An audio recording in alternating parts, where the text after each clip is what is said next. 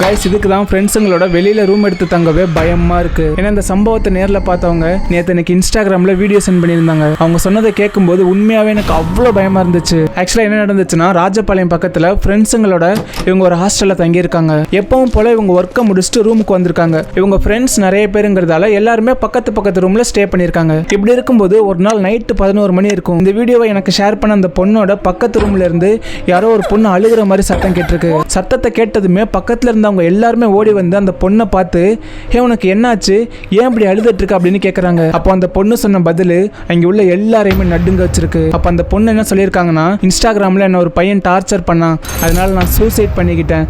இப்போ இந்த ஹாஸ்டலில் யாருமே இருக்கக்கூடாது, நான் எல்லாரையுமே சாகடிப்பேன் அப்படின்னு சொல்லியிருக்காங்க. இதை கேட்டதுமே இங்கே உள்ள எல்லாருமே பயந்து நடுங்கியிருக்காங்க. ஏன்னா அந்த பொண்ணுக்கு சுத்தமாக தமிழே தெரியாது. அந்த பொண்ணு ஒரு ஹிந்திக்கார பொண்ணு. போக போக அந்த பொண்ணோட நடவடிக்கைகள் ரொம்ப வித்தியாசமாக மாறி இருக்கு. பயத்தில் இந்த பொண்ணு சரியாக வீடியோவை கூட எடுக்கல. இந்த சம்பவத்தப்ப கூட இருந்த ஒரு பொண்ணு ரெக்கார்ட் பண்ண வீடியோ இப்போ நான் உங்களுக்கு காட்டுறேன். அதை பார்க்கறதுக்கு முன்னாடி உங்கள் லைஃப்லேயும் இந்த மாதிரி ஏதாச்சும் ஹாரர் இன்சிடென்ட் நடந்துருந்துச்சுன்னா அதை எனக்கு இன்ஸ்டாகிராமில் ஷேர் பண்ணுங்கள். கண்டிப்பாக அதை பற்றி பேசுகிறேன். இதான் இந்த வீடியோ.